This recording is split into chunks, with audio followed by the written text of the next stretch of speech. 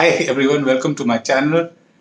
In today's video, we're going to be discussing health issues and what is the main one reason why people are falling sick the world over. So watch this video to the end. The latest research says that the number one reason for most health issues is your gut, is the microbiome, is the bacteria found in your gut. There was a paper published in 1998. Starting 1998, these papers started getting published about how gut microbiome plays a very important role in your health. And this is gaining traction now. In the last year, there are almost more than 150 papers published on this subject. So it's gaining traction. Medical scientific community is beginning to recognize the importance of your gut microbiome. So what does the gut microbiome do to you? So what happens is that we have a semi-permeable membrane, the gut wall. So basically what this semi-permeable membrane does is it allows nutrients, select nutrients to go through it, which are very small in size, 5 to 7 microns max size. And it doesn't allow bigger molecules to pass through because bigger molecules need to be broken down into simpler things which your body understands and body recognizes. And then only then it will pass through and go through into your body. But what happens is that once you have a leaky gut, the holes in your gut wall become bigger and bigger molecules go through. Sometimes even the entire protein molecules will go through, or sugar molecules will go through, or other molecules will go through, or even bacteria will go through, which are not good for you. And these bacteria then, when the body senses that this foreign material which it doesn't recognize, so your immune response starts and it starts attacking these things, and then your body goes into inflammation mode, and you have what we know as C-reactive protein, and you must have heard about inflammation in the body. So most of the problems that we have today is inflammation. That is where the problem starts.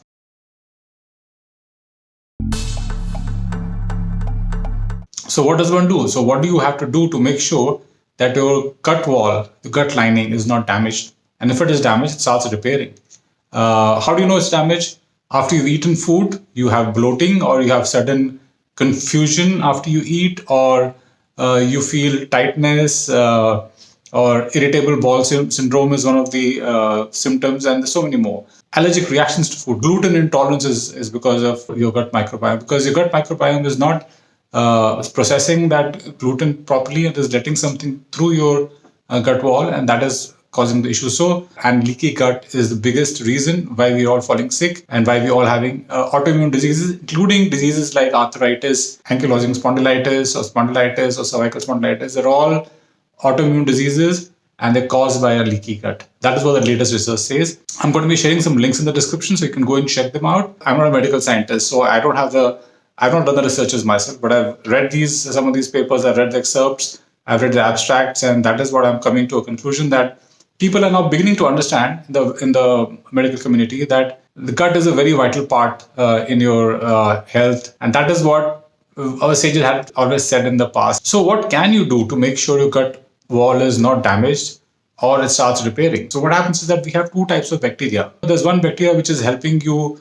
digest food and it is doing the good stuff for you, and the other bacteria is doing the bad stuff for you. It is damaging your membrane, your gut wall. It is doing all kinds of harmful stuff to you.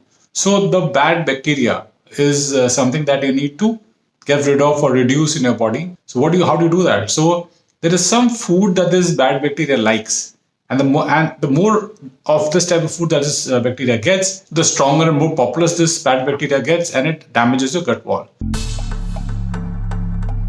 What kind of food does your bad bacteria like? Your bad bacteria likes sugar. Refined sugar is the most important component of their diet. And if you can avoid sugar, you're going to do a big favor to your gut wall. So if you can avoid all kinds of added sugar, if sugar is very important to have, you need to have sugar very badly, have natural sugar which occurs in nature, which includes things like jaggery, which includes things like honey. Unprocessed. Don't take refined sugar in any form. Second is avoid refined flour, maida. So if refined flour is nothing but starch, so the main three components of our food is carbohydrates, CHO, proteins, and fatty acids. So carbohydrates are of two types. One is digestible and non-digestible. So digestible is called starch and the non-digestible is called fiber. So non-digestible is something which we which forms the bulk of our excreta, the bulk of our feces, and the digestible part we digest mostly. We need to reduce the amount of starch that we have. Starch means maida is starch. A lot of vegetables like potatoes are mostly starch. So look up a list of things which are starch, and these are the major foods groups which have starch in them. So reduce their intake or avoid them altogether if you can, at least for some time. If you want to repair your leaky gut, if you have any kind of autoimmune disease, you most probably have a leaky gut. And if you have a leaky gut, this is the way forward. This is what you need to do to repair your gut. And once you repair your gut, you have to maintain the good health of the gut. So this is what you got to do. The next thing you got to do is what scientists are saying now. They had a control group who are undergoing depression, and Prozac is the most famous medicine for depression in the US. So there was one control group which was given Prozac, and the other group was given probiotic food. And the outcomes of the people who had probiotic food was as good as the group of people who took Prozac. That means that people who took probiotic food also recovered from their depression as well as people who took Prozac, which is amazing news. That means instead of falling prey to medication, all you have to do is consume probiotic food. It's as simple as that. And what is probiotic food? So probiotic food is that food which will go and plant good bacteria in your gut. So what constitutes probiotic food? Any food that is fermented. Now make sure whenever you consume fermented food for the sake of probiotics, make sure it's not factory manufactured. Make sure it doesn't come in a package. So if you take, let's say, probiotic milk or probiotic whatever. So what happens is that probiotic is something which should have a live culture.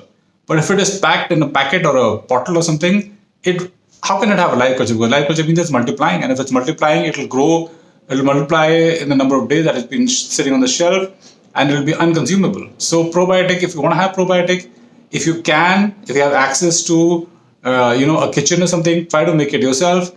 Or if you can get it fresh from somewhere, try to get it fresh, unpacked, open condition.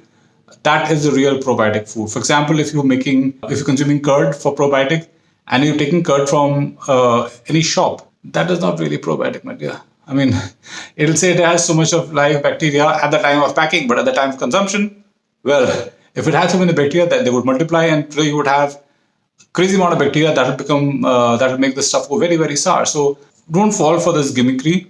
Make fresh curd at home, or the best probiotic to consume is buttermilk. So when you extract butter from curd or from yogurt, what is left over is buttermilk. That is the best probiotic that one can have. As per Ayurveda also, this is known as charge. This is the best food. It is known as the food of the gods. So charge is very, very healthy, but you can consume it only about a cup a day. So don't go overboard. So this is healthy, so let me have gallons and gallons. No, that will have an adverse effect. So charge every day, or any kind of probiotic. So things you could do is you could go for kombucha tea. Make sure it's not a packaged kombucha tea. If you know how to make kombucha tea at home, make it yourself. You can take kimchi. You can make it yourself. It's very easy. The recipe is very, very simple. You can have sauerkraut. You can have tempeh, or you can have the Indian achar.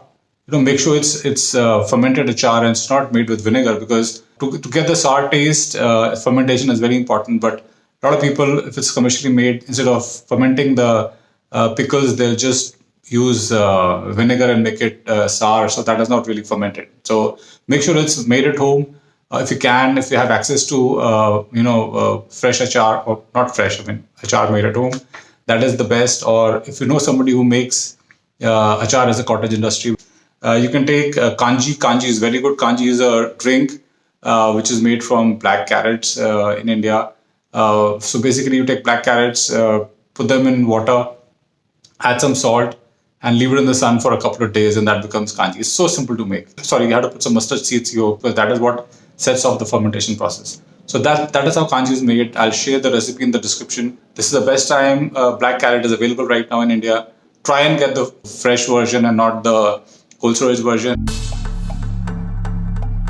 So apart from probiotic, you also need to have a lot of prebiotic food. So prebiotic is that food which a good bacteria loves. So how do you get prebiotic food? So there is a list of prebiotic food which I have shared on the screen. So apples tops the list. I won't say tops. It's one of the most important, easily available.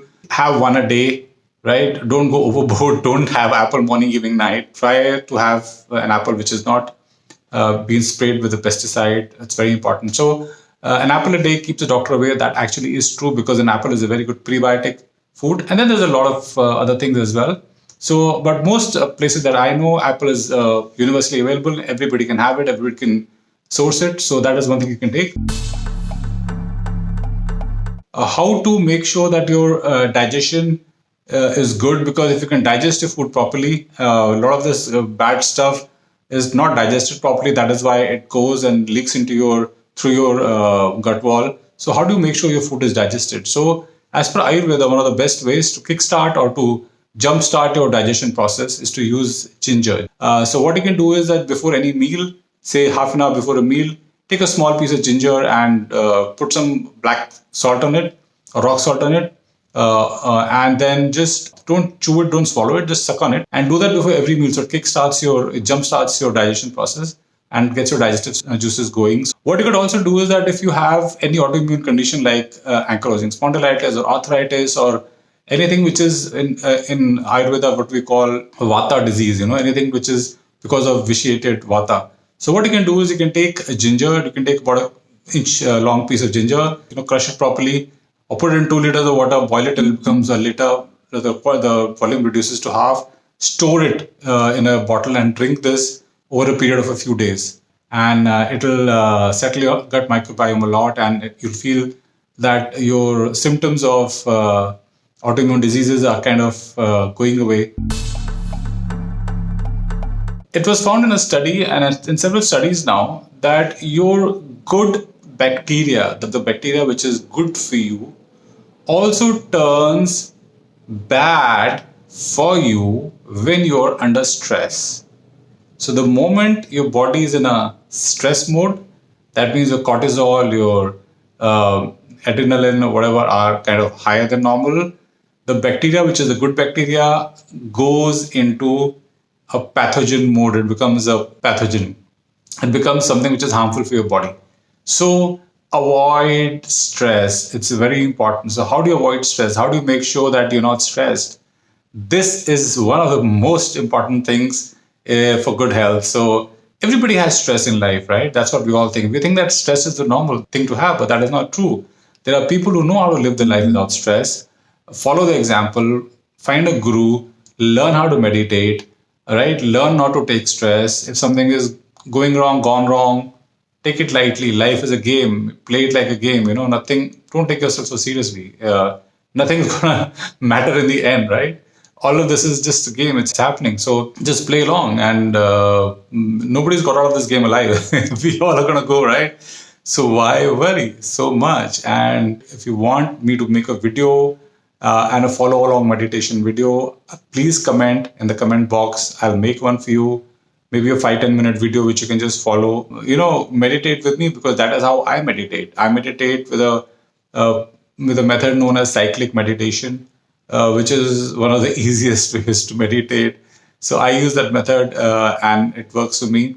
So maybe it'll work for you. So if you want me to make a dedicated video on meditation, please comment in the comment box.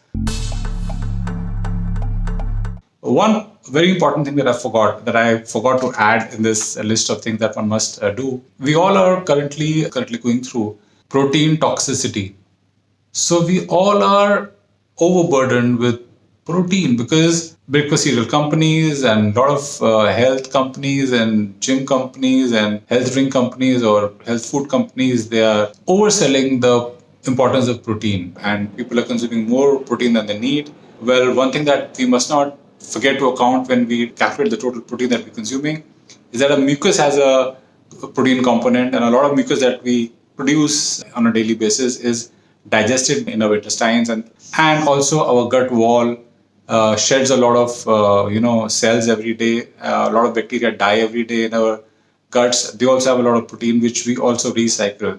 So when we calculate the total need for protein, maybe a lot of papers forgot to account for this source of protein that we have, and maybe miscalculated or overcalculated the total requirement of protein, as 1 gram per body weight or whatever in kgs. I think that's too high. That's much, much more than what we need.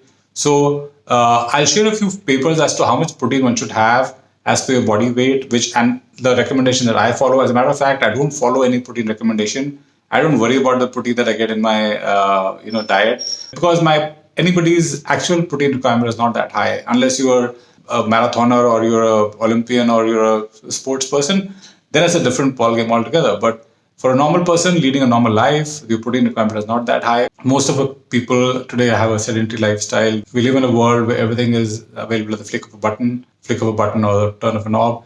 Whereas good old days, people used to work hard to get any of these. Even to get from place A to place B, they either walked or took a horse, which is very strenuous compared to sitting in a car, in an air-conditioned car. And even if you're driving, it's not that strenuous. So our lives are very sedentary, so one must not go overboard on the protein or the amount of protein that we consume today, because that is leading to protein toxicity.